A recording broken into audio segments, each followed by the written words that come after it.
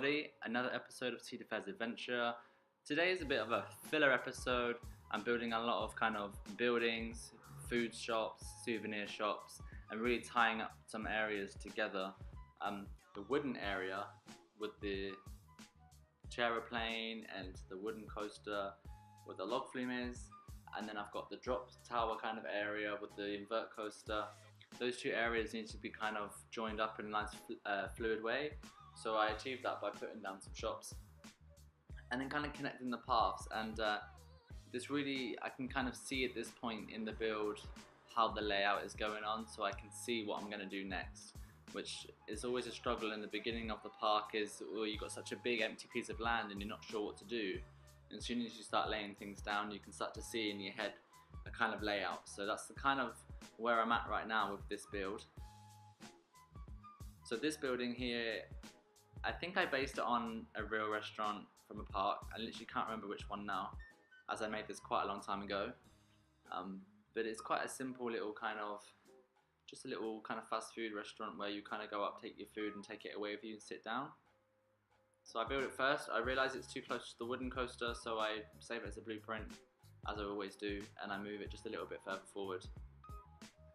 It's a nice little transition building between the wooden coaster and the drop tower, just kind of makes that area a bit more fluid. I'm not keen on how some of the buildings have those big, like the burger one has the giant burger on the front, or the drinks one has the big drink on the front, and they stick out quite far. So if you do want to cover it with like wall pieces, I mean, I am using some mods here, like from Shy Guy's set, but even the in-game pieces, if you want to put walls around your shops, those burgers and the drinks, they stick right through the wall, and it's a little bit annoying. I kind of wish we had more of a vanilla building, like a shop that you could put down and select what you want that shop to sell. I know we had something similar to that in Roller Coaster Tycoon 3, so that actually be quite a good thing in this game, I think. But I kind of covered the burgers and drinks just by making extra pieces of wall just to stick around it to kind of camouflage it. Especially with the drinks one, you can see I made like an orange box on the front.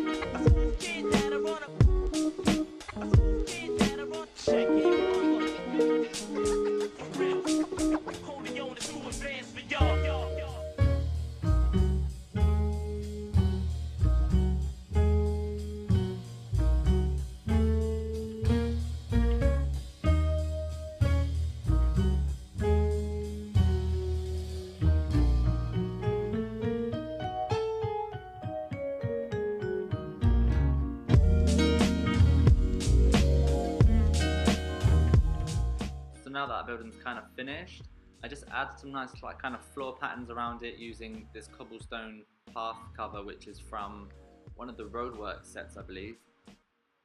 And then I just take one of the quarter square path tiles from the path cover set, and I literally just go around this whole area now and outline where I want the edge of the path to be. As you know, I quite like to work with a curved paths. I think it really looks good in a park when your paths are curvy. So I'm going to go through the whole thing now really quickly like this, plopping down each little quarter section just to outline where I think everything's going to go, and then I join up every little cube with the diagonal triangle piece. You may have seen me do this already in some of the screenshots from the last episode.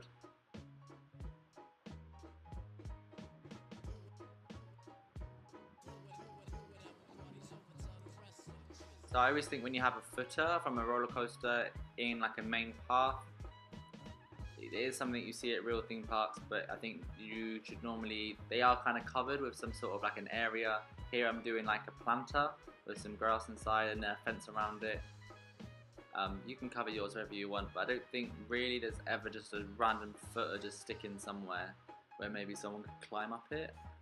I might be wrong, but as far as I'm aware. And also a park is always good with some flat rides, and I haven't got many flat rides so far in the park. So I think it's nice to just add in like a family attraction, or it's a twist or a scrambler. And I'm just kind of, it also is actually a good ride to tie up the two areas together. It gives something as you walk from one area to another for visitors to do on the way through.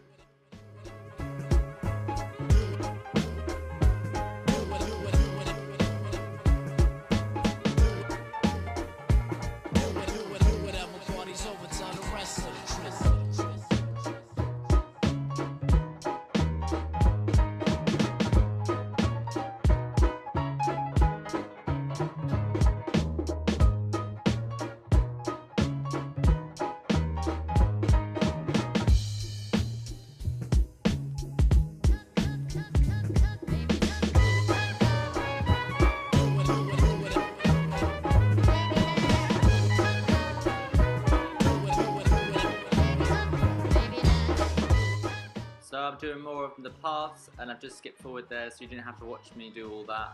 But basically two layers of paths. I did a grey layer and this burgundy layer around the whole kind of area.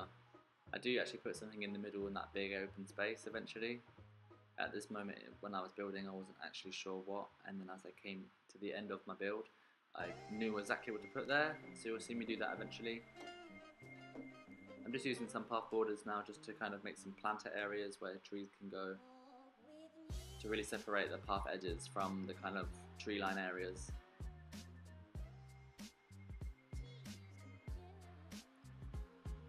Doing these paths around the edges isn't something I really enjoy doing. It is something I think makes the park look really, really good and really clean. So I do it. I think it's worth doing, but it's always a bit of a chore. I guess it's the same with everything though. If you there's always something, a part of something that you like doing that you don't like doing.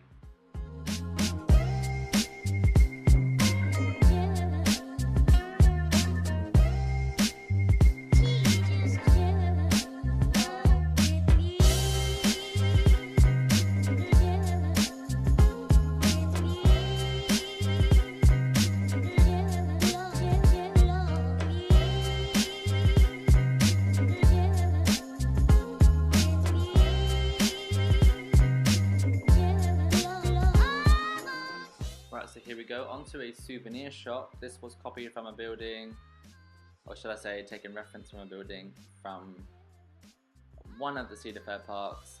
At the old Cedar Fair parks, some of them were owned by Paramount, and they used to have these kind of action zones where they would have like a drop zone and a coaster and that kind of thing. And they kind of have these kind of fun looking buildings, you know, red and white, yellows and blues, kind of really using some primary colours and just kind of fun looking, and so that's what I'm trying to do with this little souvenir shop. As always, it was a little bit trial and error while looking at a reference photo, and I think this building is also a nice little filler here, just to fill in that gap between the kind of backstage entrance gate there that you can see, and between that and the invert coaster.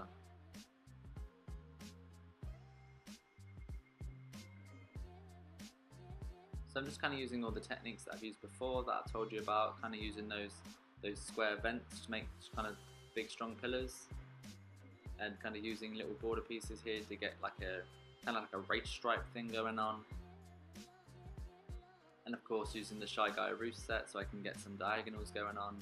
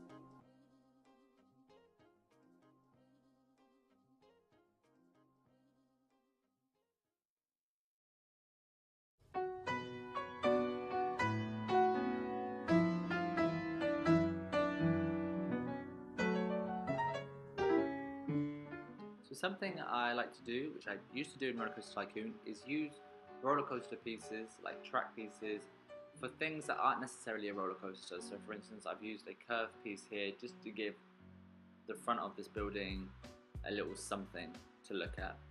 So I colour it red to match in the poles, and then it's got like a nice kind of like an entrance, like come into my shop look. Something I do quite often with roller coaster pieces. You'll see me do this for another thing I do in the park later on, where I use the launch coaster track for some sort of structure.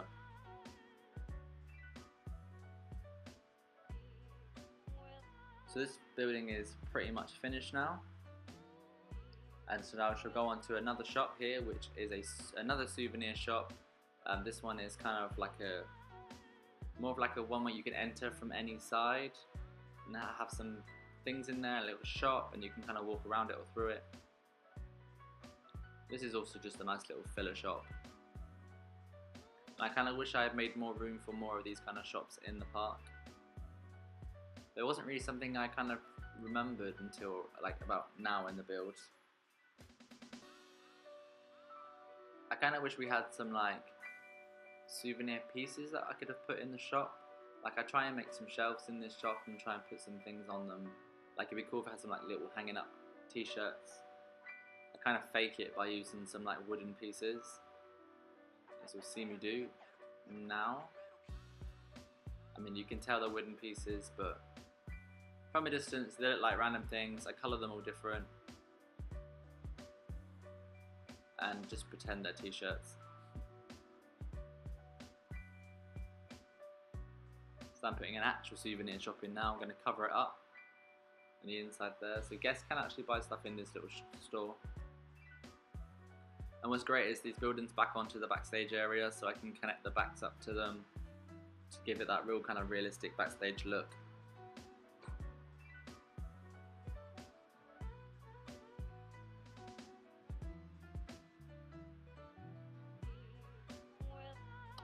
So that's a real simple one. I just threw it together. I'm quite happy with it though. So at the end of the video, as always, which will be over very shortly, is a few screenshots from what I built this week.